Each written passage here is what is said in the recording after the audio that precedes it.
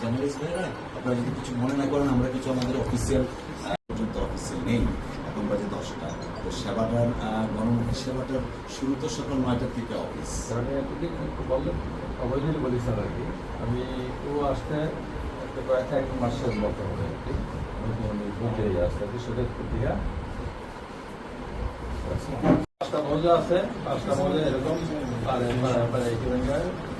আরো 5টা আমাদের অবৈধ দিলে আমি রাজস্ব সার্কিলের আন্ডারে আছে।